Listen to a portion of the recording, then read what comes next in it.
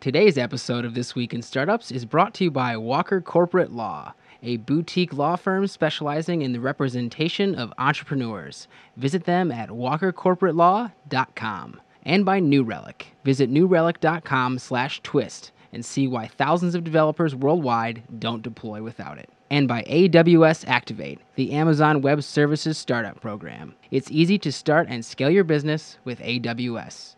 Visit aws.amazon.com/activate. Hey everybody, it's Jason Calacanis, and this is going to be a very special episode of This Week in Startups, where we look at the future of food and the future of California. These are interviews I did at the Launch Festival, and the first series of interviews are with Hampton Creek Foods and Soylent. Now, these are two very important companies that are trying to figure out how to make sustainable food. What is sustainable food? It's food that doesn't destroy the planet, and that's high in nutrient, high in protein. If you don't know, cows are not very sustainable, and building huge cattle ranches and having tons of cows, well, they fart a lot, and it creates a lot of CO2. It's a huge problem for the planet. They're completely unsustainable in terms of water consumption and CO2 coming out the other end. And these two companies are trying to solve those problems, and we did a whole cooking session. It's really fascinating stuff, and it's very futuristic, and it's incredibly important for our planet as we go from 7 billion, 10 billion, 15 billion, 20 billion, who knows where this is going to end in our lifetime, to find more sustainable food sources.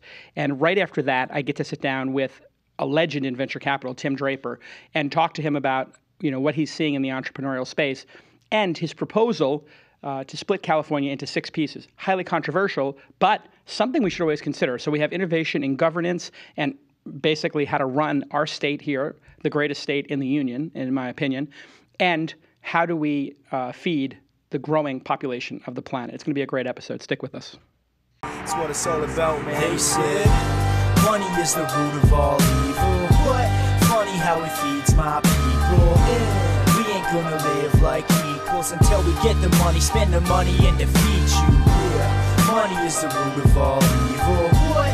Funny how it feeds my people. Yeah. We ain't gonna live like equals until we get the money, spend the money, and defeat you. Okay, everybody. We've been trying to look out into the future, and one of the things that is one of the biggest issues in the world is food supply and quality of food, water. It's becoming an important issue. So two entrepreneurs are working, many entrepreneurs are working on this issue, but 2 in particular are doing really interesting work, in my opinion. And one is Josh from Hampton Creek, welcome. Thanks, Jason. And one is Rob from Soylent, welcome. Thank you. And both of these gentlemen are building companies around helping the food ecosystem become more sustainable and people become healthier, correct? Correct. Okay, so do you have a slide you want to show? I sure do. Sure, okay, let's pull up the slide here. We can just go to the next one. Next slide. All right, here we go. That's not your slide. That's not your slide. Wrong slide set.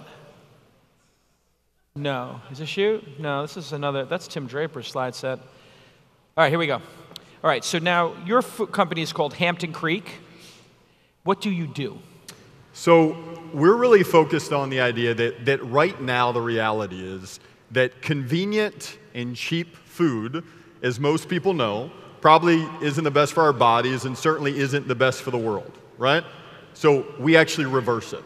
So we think the only way you really change things is to make the convenient and the cheap thing actually better for our bodies and better for the world. And we start with maybe a surprising place, which is egg production. So the cheapest, most abundant source of animal protein on the planet is a chicken egg. About 1.8 trillion chicken eggs are laid every single year around the world. So our approach to dealing with this, which is really a problem. So you have birds in small cages, you have environmental issues. Our big idea is let's take the animal out of the equation and instead build a platform for looking at the world's plants and identifying a plant, and we've looked at 11 of them, that is as, if not more functional than the chicken egg at a price that's disruptive. So if you're a General Mills or a Kellogg's or a Nestle and you buy hundreds of millions of pounds of chicken eggs every single year, I say we have a product that's less expensive. If you're a large retailer, which we're working with, I say we have a mayo product, typically an egg-based product, that's significantly more expensive. So that's kind of our theory of change in this world. Got it. Okay, so you took what is the most efficient protein source on the planet and said, let's make it even more efficient? Except we think it's efficient, but the reality is if you take a look at this slide, Yeah. it's actually highly inefficient. So I think you can look at egg production and just kind of close your eyes and imagine if this was a battery cage facility where most of the eggs come from, instead of what we see to either side, row upon row upon row of cages with chickens in little cages, just stuffed full of soy and corn for about 2 years, right? And we might think that's efficient, but the reality is if we were just starting from scratch today, we wouldn't do that. That's antiquated technology. We see that, and it looks like a horse and buggy to us. We see that, and it looks like a gas light to us instead of electricity. So here, the ratio of energy input to food energy output is 39:1. So explain that to us in plain English. It's real. If you're a chicken, Jason, and you're a cage, all I do is feed you soy and corn, and you go through an ovulation cycle, and you lay about 283 eggs per year, and that's the food output. So the energy that you put in requires a lot of land and water and fertilizer and oil, and it's just inefficient. Right, and you've got this all the way down to 2:1.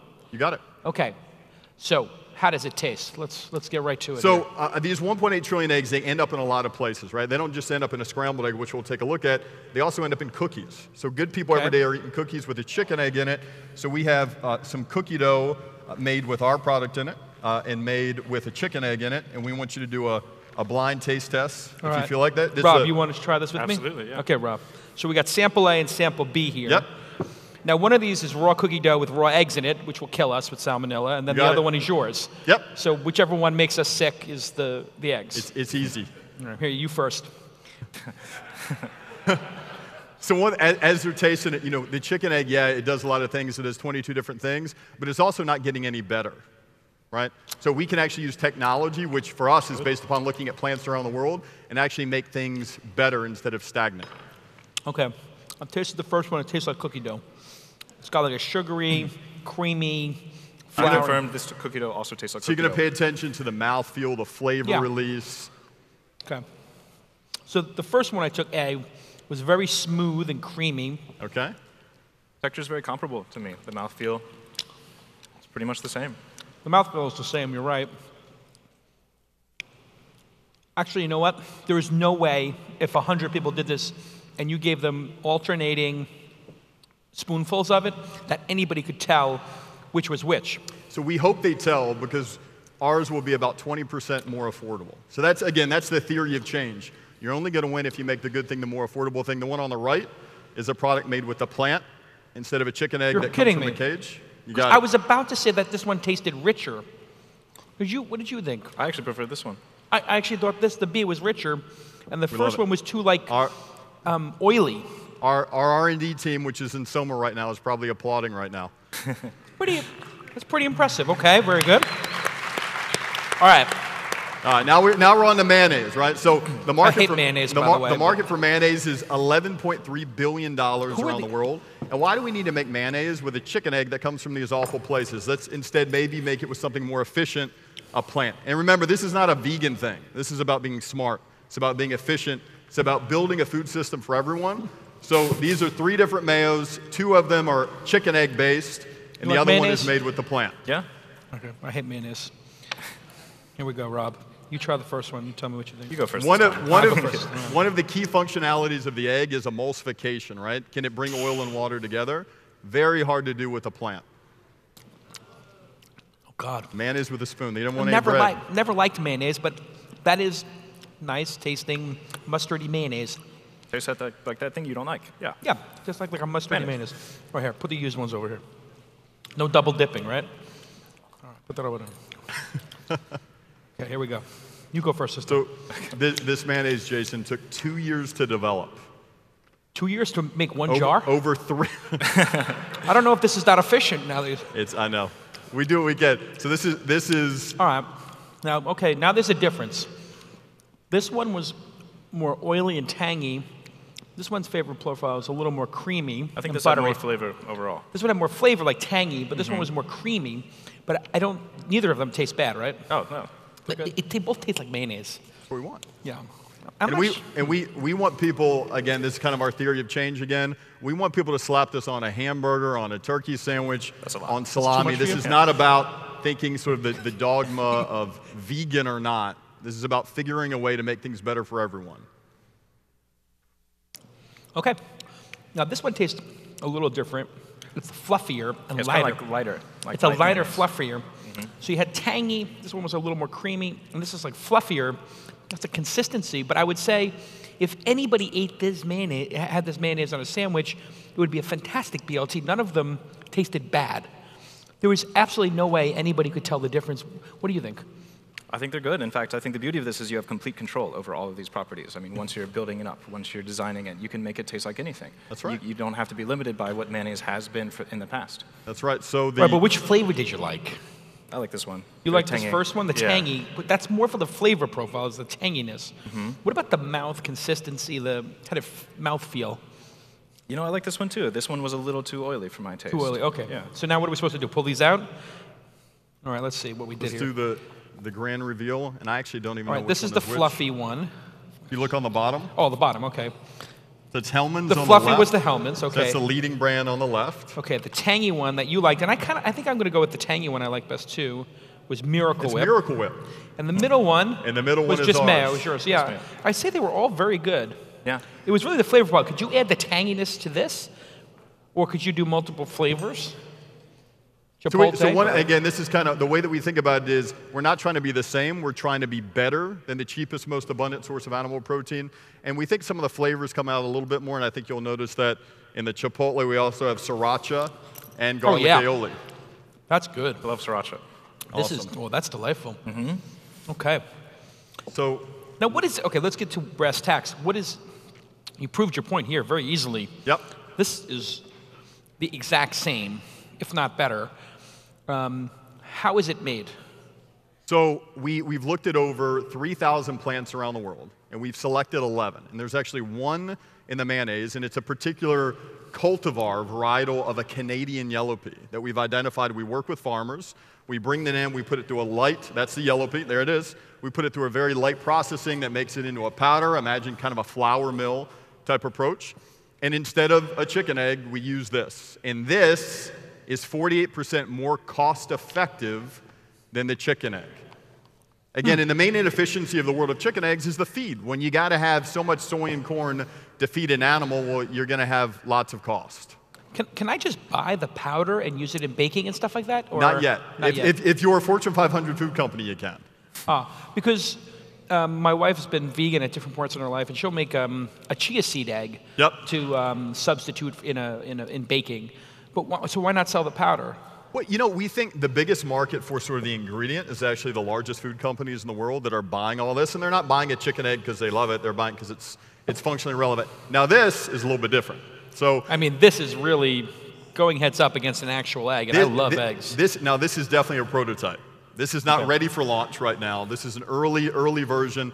This is one single plant, Jason, that we identified that hopefully when you pour it in the pan, let it heat up for 20 more seconds there, you actually see it gel together. So the functionalities that might be relevant in the mayo, think emulsification. It's up to us to identify a plant that emulsifies, that gives you a mouthfeel that hopefully you guys like. Now, when it comes to the scrambled egg, different functionalities, different deal. It's got to gel. It's got to have a certain texture and mouthfeel that you're used to because, do you like scrambled eggs? I'm an over easy kind of guy, but Okay. yeah, I'll do a scramble once in a while. Okay. Sure. This amazing episode of This Week in Startups is brought to you not only by the hard work of my team, producer Gene and producer Jacob and everybody involved, but also a very good friend of mine, Scott Walker, from the Walker Corporate Law Group. He has a boutique law firm, and they specialize in startups and entrepreneurship. Now, he was very successful. He could be at any big, law firm he wanted to be at, and so could his team. But instead, they've decided to get small, get cozy, and work with entrepreneurs to build big companies. And they really are passionate about it, and they give flat rate pricing. So what is flat rate pricing? The hardest thing for startups is to manage their expenses. They have to conserve that cash. They have to be predictable because you're cash out at some point, right? It's something we all track. Well, what Scott does is he's such a mensch. He just tells startups, it's going to cost this amount to do your filings and to get set up, trademark, M&A. He just gives you a flat rate price, and he's willing to spend tons of time with entrepreneurs. I see him at events, sit down with an entrepreneur for an hour or two. Many of the entrepreneurs I forwarded to him, he just helped them, and you can just call him anytime you want, 415-979-9998. And that's easy to remember because 415 is the San Francisco area code. You know that already. 979 9998, 979-9998. And you can reach him at Scott at Walker Corporate Law or walkercorporatelaw.com. That's right, Scott at Walker Corporate Law, or visit walkercorporatelaw.com. And he's on Twitter as well, Scott Ed Walker.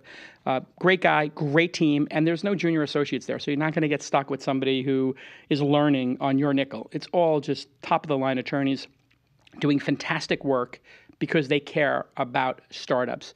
I give him my highest recommendation. You can really trust him. So thanks again, Scott. Let's get back to this amazing episode. Are you going to be able to make one with a yolk and really sort of deke us all out, or no? You know, we realize more and more every day that we find such abundance and complexity in the world of plants, and we almost forgot about all this complexity, and I think soon enough we'll be able to do a lot. So you do think you'll have a yolk? Yep. Okay. So let me, there's some oil you can put in it, just the right amount of oil. Okay, canola oil. Okay, we'll do that in here. There you go. Okay, so we got a little oil. Beautiful. Oh, wow, look at this. It's like David Letterman or something. All right, here. What do we got? This is a definite, let's cross my fingers moment here. Hopefully it scrambles. So the thing that I'm most concerned about right now is it going to gel together? Because about 6 months ago, we did this and it just evaporated in the pan. Is that hot enough? I don't feel like it's hot enough. How do we know the temperature? So if you just move it up, let's put it at 11 there. 11's good, yeah.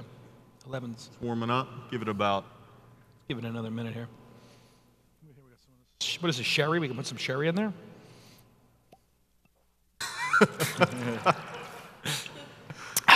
That's good.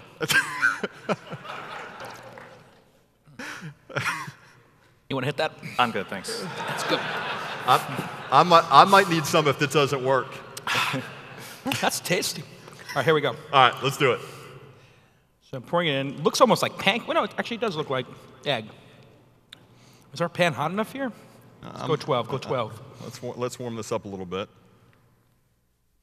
All right, now let's talk about your company while we're doing this, Rob. Absolutely. You are also going after food. Mm-hmm. What's your approach, and why did you start your company? What do you do? Largely the same, just a frustration with the overall inefficiency and waste of the food system. But Okay. We're also very concerned about the user experience, how people are living today. People are very busy, people are very stressed, people are stressed for time and cash often. You're a busy man, Jason. Absolutely. Sure. So I started wondering, why can't we just have this, just make it all optional, really simplify the process? Why can't we have this default just option that gives you everything you need and nothing you don't? What would that be like? What if we had this, pre-optimized food that, in theory one could live on entirely, but just it allowed you from detached. It'd be like the science fiction film Soylent Green. I've heard of that movie. Yes. Yes. Yeah. So you named your company Soylent, so you have a sense of humor in there somewhere. Somewhere. Right. So what? Jason, I don't mean to interrupt, but I think the scrambled eggs are calling. Hold on, your let's go name. back to the eggs here. I'll get started on this. Yeah. So it's a powder? It's a powder. You mix it with water and a Let's little get bit the of camera oil. over here for a second. Hold on. People need to see this because that's like an omelet. Hey, that's pretty. Yeah, I would say that looks like it has what do they call that? A curd? That's what we call it. So this is one single plant, not 10, just one single plant that has these gelling properties that enable it to come together in a pan. Okay. So it is looking extremely like scrambled eggs. I'm fascinated that you're able to get the texture. Did you have to do something? Are you working with the guy who's making the hearts with the 3D printer? We're not. Maybe we should, but we have a team of biochemists and food scientists. We have a biochemist that formerly worked with a Nobel laureate to find a therapy for HIV, and he was looking for a place to try to. Oh yeah, wow. Look at this going here. Whoa. Yeah. Nice. All right. Put that over here. Got a little salt and pepper. What are we going to do over here? So you go. We got a fork there. You might want to. We have some special seasoning for this plant-based scrambled egg too. You might want to dip it. Oh, just dip it, or should I just do a little bit of this kind of action? Now, what do we got going over I'm here? not sure. So I got a little Soylent on your phone. I'm sorry, but I got a little Soylent on the phone here. Let's go. So I call this minimum viable cooking. Minimum viable cooking. You put your Soylent in there, you just some shake powder, it up. some water, a little bit of oil. I'm not sure you cooked that enough, Jason. No, I like mine a little pretty wet. good. Okay, you're 80% of the way there. We're getting there. I mean, honestly, it's edible. It's not an egg yet. Not yet. That's right. The flavor is a little off. It almost tastes like something like more soy-y or more, it tastes a little more vegetable. Yep. How long do you have to go? You want to try this here? So about, as I said, about 6 months ago, we would throw it in a pan and it would evaporate. I'd say we probably have another year of development on it. Rob, you might, there you go. That's just, okay. You like that? To be honest, though, it's not an egg. Or is it an egg? It's been a while since I cooked breakfast, but. Oh, right, you only drink powdered beverages. So hopefully, Jason, next year we can come up here and give you something that tastes exactly like the chicken egg. Oh, can I get a couple of cups for the Soylent? You got to try the Soylent. Yeah, he tried your egg. Okay, give me it. Hey, run me up a couple cups, guys. All right, so now. This is very exciting. This is actually the first time someone outside the company has sampled our finalized version of Soylent. How long have you been working on this? 1.0. My prototype came out about a year ago, and we've been tweaking the formula for the past year. So you spent a year making a shake that is the perfect food. So I wouldn't have to eat any other food for the rest of my life, but just Soylent. If you so desired. This has everything the body needs and nothing it doesn't. Okay.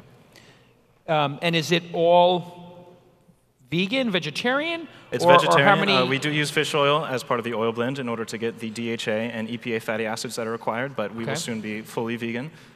Okay. And you eat how many regular meals a week do you eat versus drinking a Soylent shake? So personally, I eat about 2 to 3 meals a week, just for fun, mostly go out. I'm about 90% Soylent, but a lot of our beta testers have been between 70 and 80%. So it's really up to the user. It's up to you. However much you want, but a lot of times it's good just to not worry about it. To not worry about eating a meal. Sometimes it can be a hassle. There's a lot of expense, there's a lot of time, shopping, cooking, and cleaning over and over again. It'd be nice if we could do those for fun, if we didn't have to do it all the time. So how much time do you save? Should I go line that up there? Well, this morning I made a day's worth of food in the time it took for an Uber to pick me up. I mean, it's very shelf stable. You can, it's all e-commerce. You can order it at Soylent.me. We'll be shipping in 6 weeks. It gets delivered right to your door.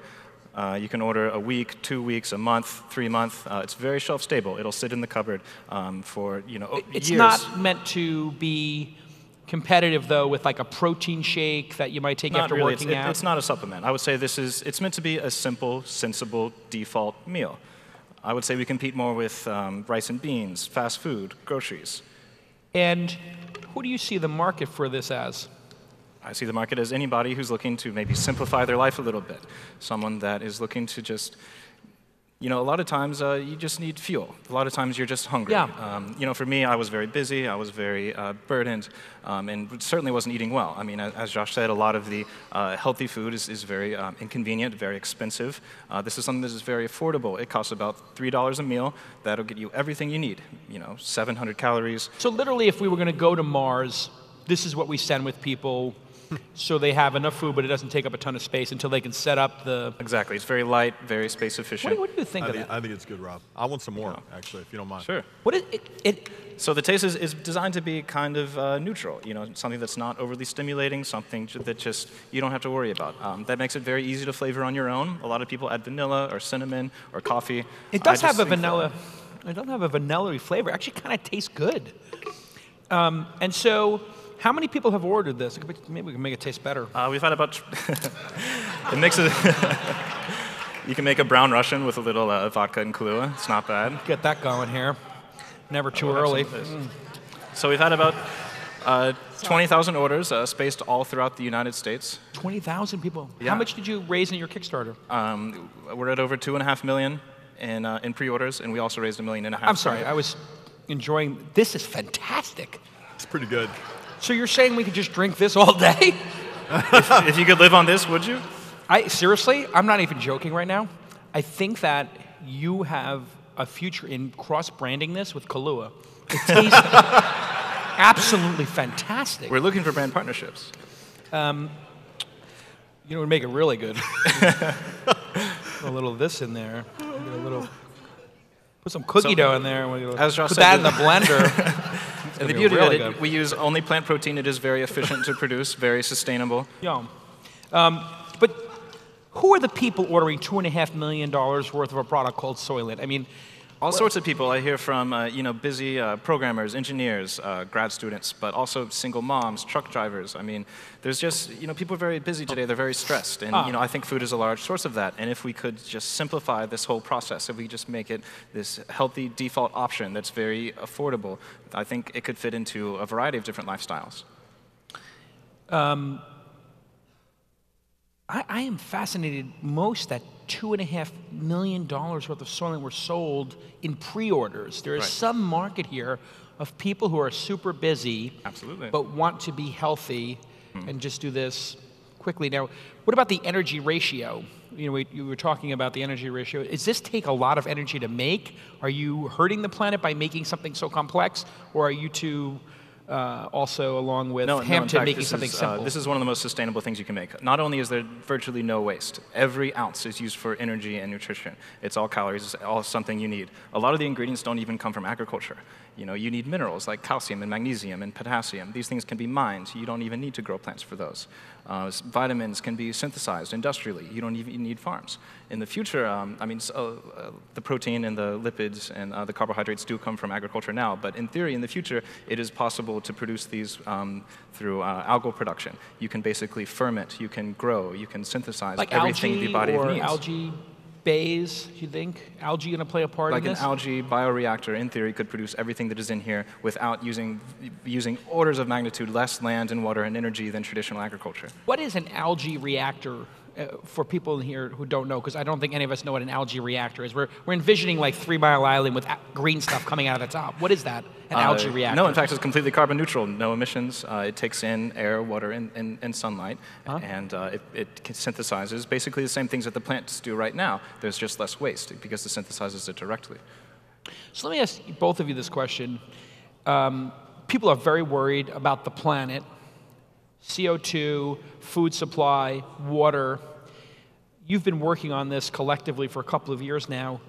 Are you guys worried, or do you have an insight into food production and where it could go that you're sleeping well at night thinking, hey, if we add another 2 or 3 billion people over the next couple of years, we're going to be okay? Yeah. So I think one of the biggest challenges facing all of us is, we have 9.5 billion people on the planet by 2050. How do they eat without destroying the environment? And I think I actually am more optimistic now because, listen, people are busy. They have a burden called the bottom line, and they want convenience. And I think for the same reason we're eating in a way that doesn't align with our bodies or the planet, we can do the reverse. And if we bring the cost way down with technology and smarts, we can change the dynamic. So your belief is those people making cookie dough, when they taste the fact that you've made something that is cheaper for them, and consumers can't tell the difference, they're going to come to you and say, hey, you just made us an extra 20 cents per package. So in the last 90 days, we've signed 6 agreements with Fortune 500 companies, okay? So these are regular old people at Fortune 500 companies, and they get the issues. It's not that they don't get it. The problem is when the solution is more expensive, you're going to get a no. But if the solution actually aligns with their lives and the burden that they have, call it a bottom line, you get them to say yes. More optimistic, less optimistic after your entrepreneurial journey creating Soylent? Incredibly optimistic. I think the beauty of sustainability is it really implies greater efficiency. There is less waste involved, which means you are going to have a lower cost product. And with greater understanding and ability to create anything, you can have a very high quality, very enjoyable product, a very, very good user experience. So I think it's going to be fine. Can people bake with that as well? Yeah, it's heat stable. People bake with it. I've seen cookies, muffins, tiramisu. I'm not much of a cook, but so somebody could make a dessert with this, and the dessert could have we could just eat tiramisu for the rest of your life, is what you're saying? Would you? Well, who wouldn't? but right, in theory, this is a very simple base. We're basically starting with milk, and flour, something that's a very staple thing. So in theory, you could have this standardized nutritional base, which is everything the body needs, and it avoids all the undesirables like cholesterol and simple sugars and saturated fats. And you could make that on the applications and flavor side, you can make anything: ice cream, tiramisu, a cheeseburger, like a very exciting company called Beyond Meat has done. It's all very exciting. Where will we be if you can keep your company solvent, and you can keep your company solvent, you can keep raising money? What will the world look like in another 10 to 20 years in terms of food production, and even animal cruelty in some cases. What do you think the world will look like in 10? I think, 20? is always is the case, when new innovations come along, like from the gaslight to electricity, convenience sets in and affordability sets in. And I think we'll have a world in which technology, like what Rob's doing, like what we're doing, more and more people, billions of people, will choose something that's a little bit better for the world, not because they care about the world, but because it makes sense for their lives. So I think you'll have a revolution in food with that. And I do think there's a big space for farmers markets, for free-range egg production, for a place that says, let's move away from the crazy systems and do something a little bit different. So we could disband these crazy, which maybe in another 50 years, we'll look back at this point in humanity and say the way we treated these animals was abhorrent. We may only have real eggs, once a month or once a week, and it'll be like a little bit of a delightful thing, but it won't be these millions or tens of millions of chickens laying eggs in basically prison. Totally. I mean, some of my friends in Northern California can afford to pay $6 for a dozen free-range eggs. That's not reality. So we think our reality is to solve the problem means solving the problem for everyone. Where do you think we'll be, Rob, 10, 20 years from now, if you guys can stay in business and keep pursuing this? Yeah, similar. I think that we can essentially make hunger and malnutrition obsolete. It really is. It's a resource problem. It's a scaling problem. If you can produce enough calories with low enough financial and energy expenditure, you can, in theory, there will be enough to go around. You can feed everybody, as well as have a better, more balance in the diet and avoid the undesirables that are naturally occurring in a lot of foods currently. $3 a serving with your built-in margin. In 10 years, what will you get a serving of that down to, just based on scale and growth? I mean, given decades, I think this could be all the way down to $1 a day. Something that could be cheap enough for anybody. So the concept of food being a scarce resource and paying for nutrition is going to go away. Absolutely. It'll be a utility like power or water. As we scale and we standardize, we can improve the quality and reduce the cost. All right, let's hear it for Josh and Rob. Really amazing work, guys. And here is Tim Draper. We sat down at the launch festival. He's of Draper Fisher Jurvetson and talked about his proposal to split California into 6 pieces. You're going to really love it. How are you, sir? Terrific. Good to see you. Thanks for having me. Of course, of All course. right. You've invested. Looking into the dark here. Yeah. All Well, if right. you do this for a second, you'll see there's about 1,500 or 2,000 people out Yes. there. Thanks for coming. You've invested, or DFJ has invested in hundreds of companies now. What company do you look at and say, that company represents what we're about the most? Like, God, we're so proud that we were able to help that company exist in the world. I know it's very hard to, but just you on a personal level get massive satisfaction from. Well, I think I'm torn a little bit. Yeah. Because I think Hotmail allowed all of us to communicate much more easily. And it opened up the world and the world economies and led to viral marketing of products and social media, which has forced bad governments to fail and overthrown bad governments and encouraged good governments. So I think that's had a big impact. And then Tesla is kind of what we're about. Yeah. And maybe SpaceX. We saw just the inkling of a new trend there, where electric cars could make you go, whoa! And all of a sudden it made it, you didn't have to be a tree hugger to want to buy an electric car. We can put that list on the from the deck of all the investments up there, or a number of them up on the main screen. So when you first got in the Tesla, Well, Skype was cool too, and Baidu was cool too. But yeah, those were pretty big returns, I think. When you first got in the Tesla, you must have driven in one of those small roadsters. You're a big guy. Yeah. And they ask you to put money in this. How does one? I mean, it would be easy to put money in the Model S. Well, we put money into a big plan. Right. There was no car. There wasn't even a prototype. No, there was a competitor, Atom, who actually had a car that I got a chance to ride in. Which one was that? The Atom, or something? No, it was. I forgot. Yeah. But it's too bad. The poor guy. He was the pioneer, and he had figured it all out. So we invested really in the plan. And the plan was, we're going to build electric cars, and they can give you pretty good range, and they are way faster and way more efficient than gas-powered cars. So that was a big opportunity, and it was quite exciting. And boy, what an incredible ride that has been. Were there times when, because Tesla had a couple of near-death experiences, were there times when you felt like this company is not going to be here much longer? And what do you do at a time like that when, there's a financial crisis and they were about to go under?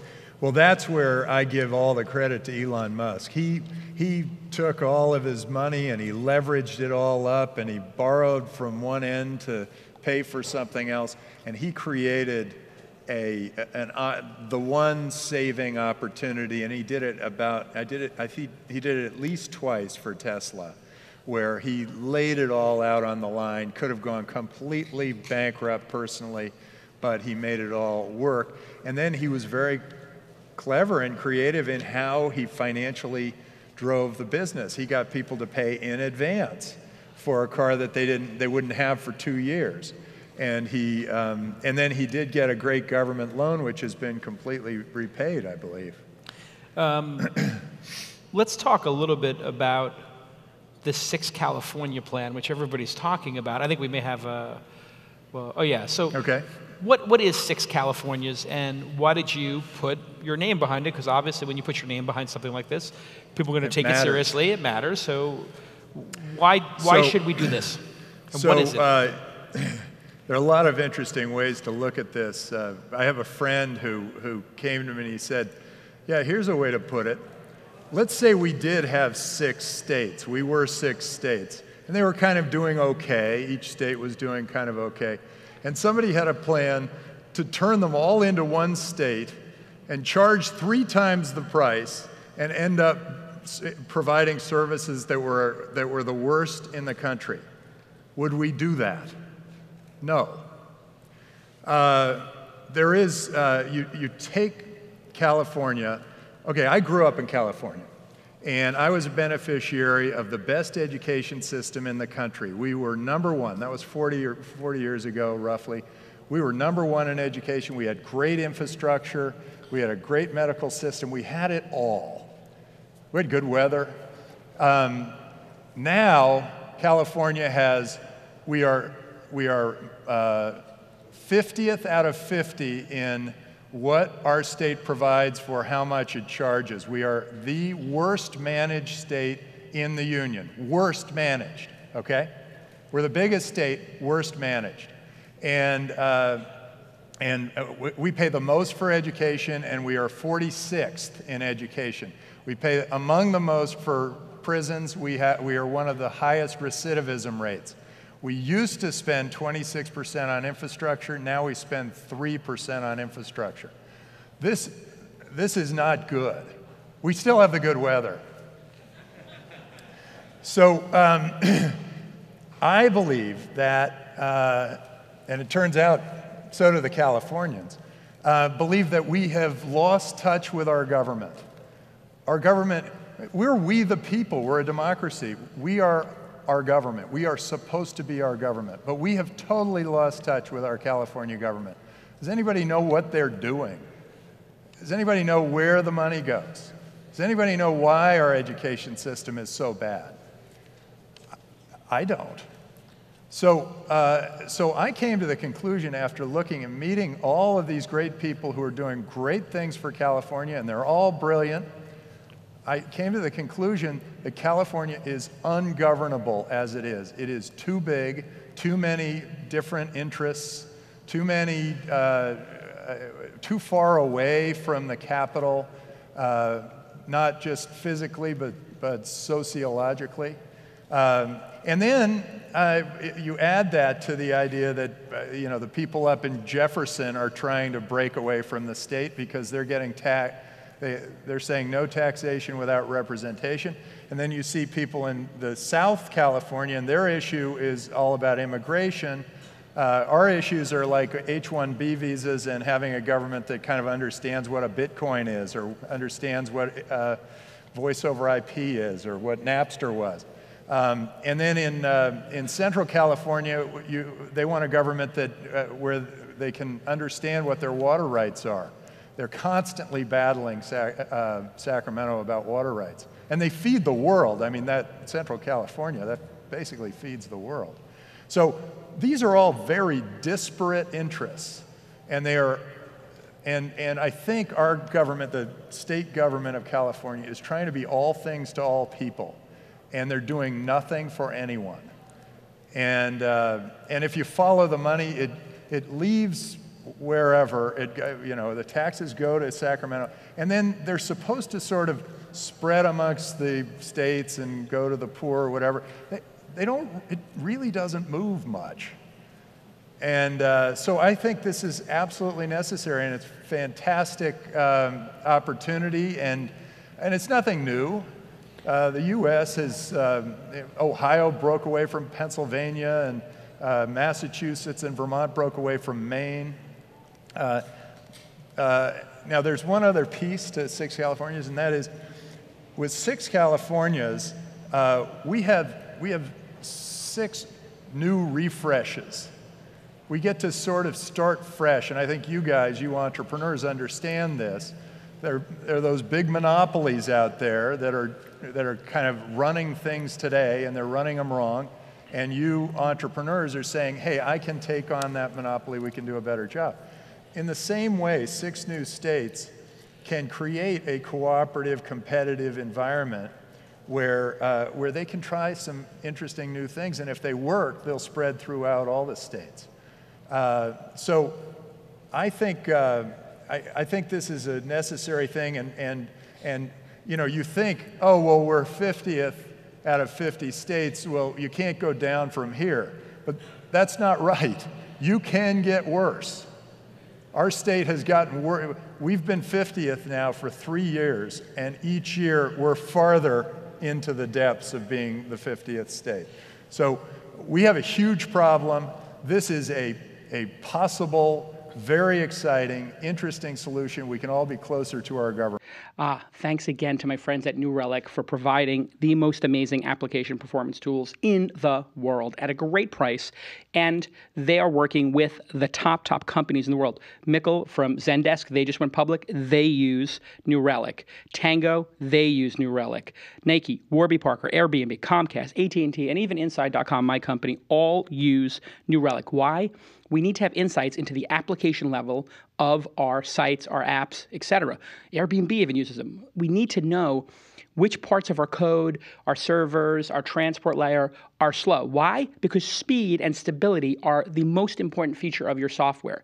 Google and Yahoo and many companies have proven this. As you make your software more stable and faster, people use it more. And let me tell you something. We live in a world of finite attention. If your product is not fast and not stable, people will think you're lame and go to your competitors.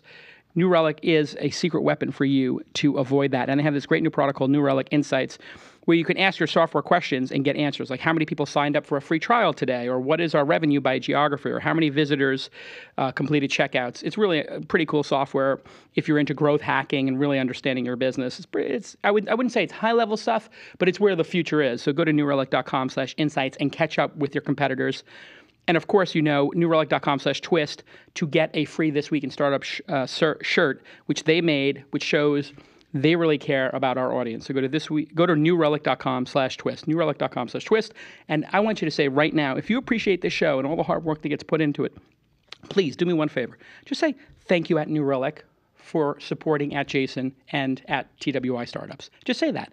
They love to see that our fans are so rabid and passionate about startups, entrepreneurship, and their support of this program. Okay, let's get back to this very important and fascinating episode of This Week in Startups. Thanks, New Relic.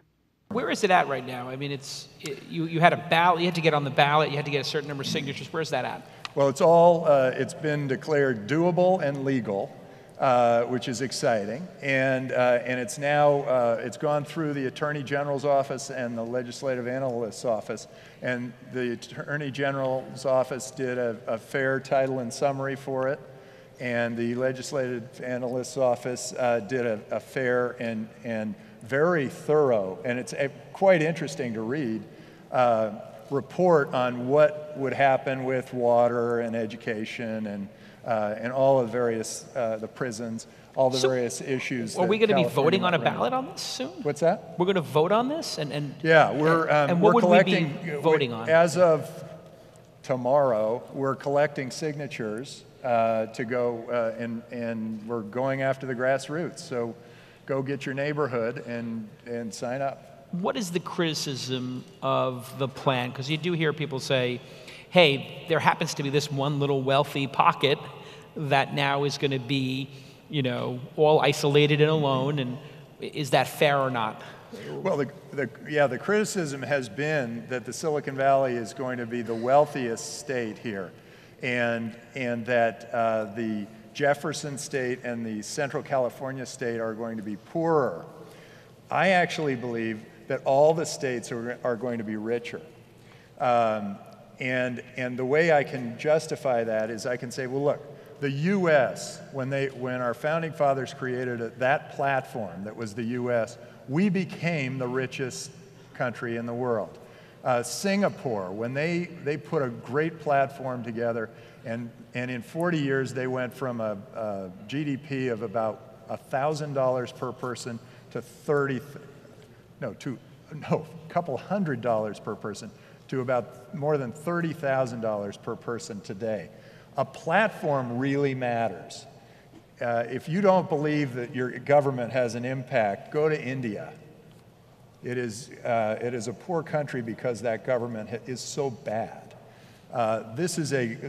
We're in the U.S., we have a great government. We've been living off it for more than 200 years, and we need to keep it going.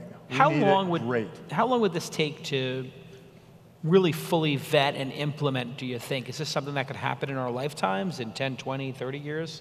Oh, I'm hoping it happens by November. Okay, fascinating. So you've been a VC for how long now? I've been a VC for 27 years, but I think I even started before I started Draper Fisher Jurvetson, which was called Draper Associates when I originally got it going. So I think I've been a VC pretty much all my life. 3 decades. Yeah, 3 decades, 3 generations. Yeah, and so when you look at what's happening now, we saw this, some of these huge acquisitions, $19 billion, and just the mobile space. How different is it now, the venture capital game, the process, than it was when you started? Describe what it was like in the 80s. It's interesting. I'm sort of seeing the same kind of trends as maybe we saw in 1997, with some real excitement about venture capital and a lot of entrepreneurs participating. And I think that's the nature of a somewhat cyclical beast. So I think the whole thing is somewhat cyclical. It is so exciting what is happening in the world. The world is really opened up, and I do credit the Hotmail founders and the Skype founders for some of that. We all now have access to similar information, and we can now start businesses from the same platform. And it's really those extraordinary entrepreneurs who think beyond the obvious next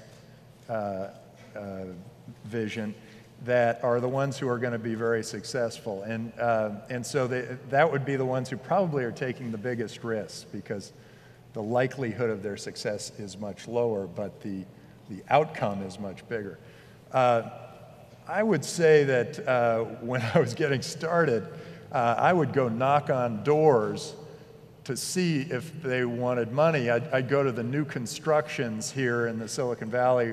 Whenever there was a new construction, there was usually a few companies that were renting space called something software. And so I'd go and knock on their doors. Literally and say, knock on a door. Yeah, and I remember I knocked on Intuit's door, and the receptionist shooed me away. Yeah. She said, "No soliciting, go away." And that was kind of the attitude. It was like, what are you doing in our business? Yeah, here? not and inaccurate. I said, but I'm here to give money to your people. Yeah. Oh, get out of here. We don't want you. And it was too bad, because I really should have pushed my way past her, because that would have been a great investment. You're taking a break from the next fund at DFJ. Yeah. To do, why? I mean, you've had such a great track record, and then you want to do this Draper University. So what's your thinking there?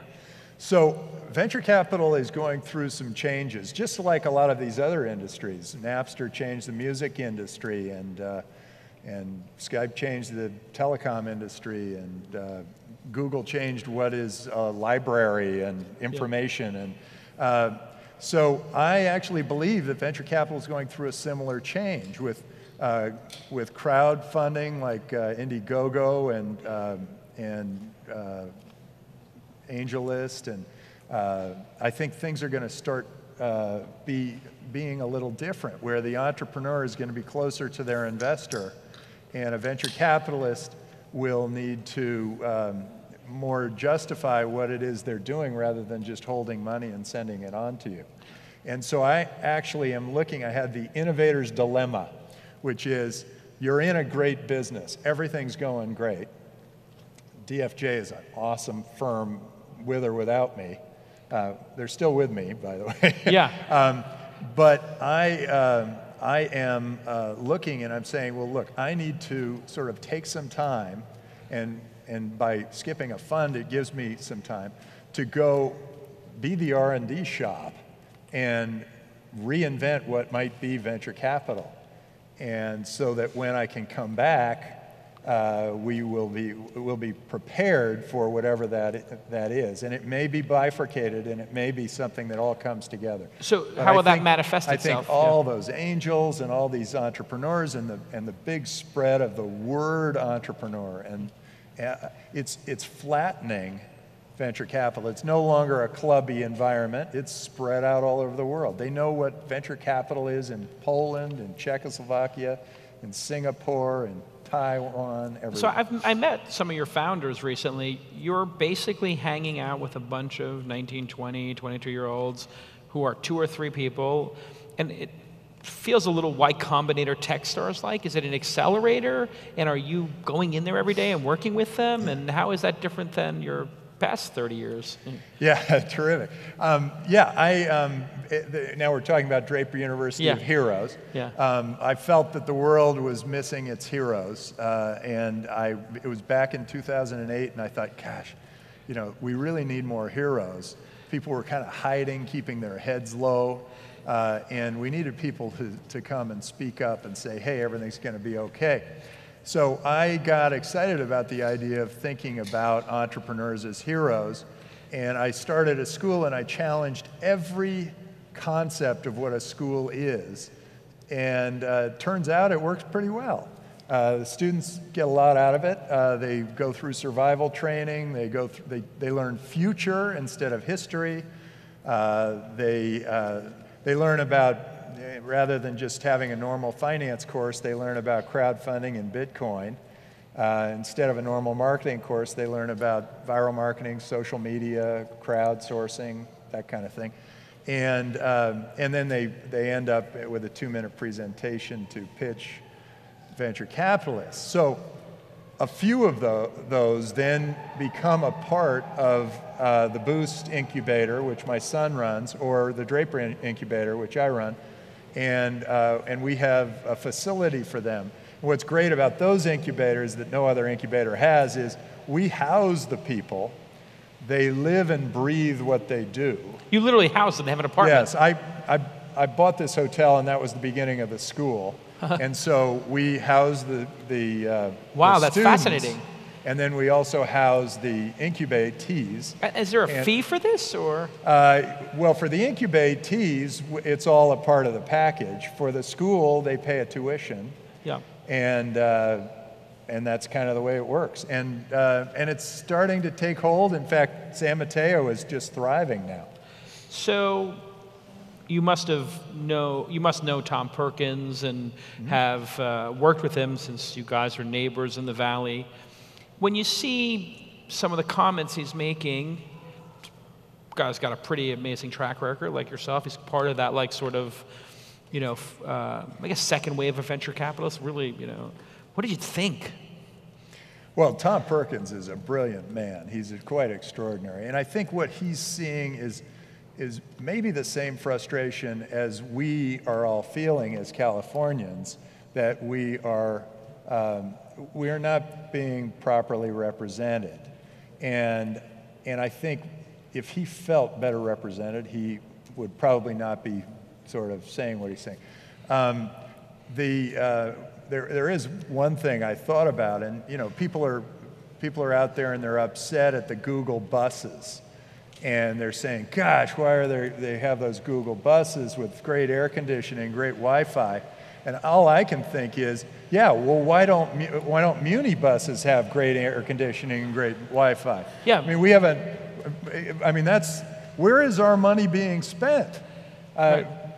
Google is taking care of its employees. Why isn't our government taking care of its constituents? Yeah. And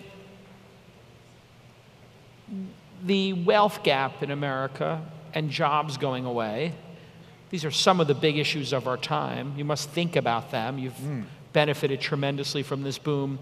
What do you think of where the world is headed with, we see all these robots and automation, self-driving cars. Do you think there'll be less jobs in the future? And with capital gains and the way wealth is just accumulated and accumulated, and we don't see minimum wage raising that often, do you think society is headed in the wrong direction in terms of this disparity? And how do you think we should solve it? No, I actually think the world is getting better and better. In general, we have better food, better communications, better transportation, better. Things get better, and I give credit to entrepreneurs for keeping the pressure on society to continue to improve. As for the income gap, I think of what the guy after Mao, whatever his name, Deng Xiaoping said. He said, some of us will get rich first. And the thinking there is that we should be a rich society. We should celebrate those people who have become hugely successful. Think of what they have done for us.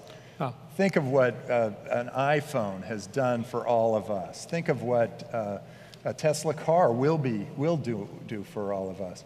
Think about how impressive that is for all of us and what those people have done. So they should be celebrated, absolutely celebrated. And then the other question is, at what point or how should income be redistributed? And that's just an issue for society. How, at what level? Well, you seem to be pretty pro splitting up the state, so you think about government.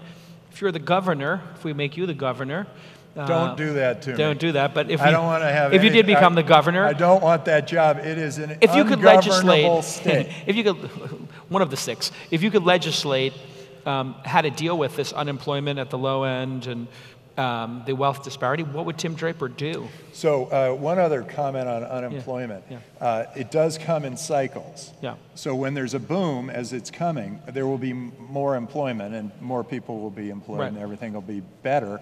And it'll stay that way for a while. And then there are times of unemployment after the big crashes and that sort of thing.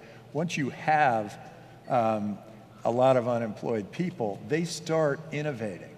And they create their own jobs, and they start moving forward. Now, it's a tragic time for those people, but out of that unemployment come some of the greatest companies of the world. So it's a cycle that we sort of tolerate here, but maybe there is a better way, and I think maybe one of those 6 states or all of those 6 states will come up with a better solution so that people are well taken care of and there is a great incentive to thrive. So it's an audience full of entrepreneurs and aspiring ones, 30 years of investing in these companies. What do you think is the quality, the singular quality of entrepreneurs that makes them succeed? I'll tell you what I look for. First, I look for a big enough thinker. And then I look for not someone who's thinking about taking us from A to B. I'm looking for somebody who's taking us from A to infinity. And then I want to see, when I meet with them, I want to see just a blanket of enthusiasm that is genuine, that is like, this is all I was put on the earth to do. This is all I'm ever going to do. If you invest, great. If you don't invest, great. But this is where I'm going. This is where I'm taking the world, and I'd love to have you on board. That feeling, a great entrepreneur, it comes out of their heart and soul. It's not all cerebral. All right. On that note, Tim Draper, thanks for coming and Great. sharing My with pleasure. us. Appreciate it. Well done.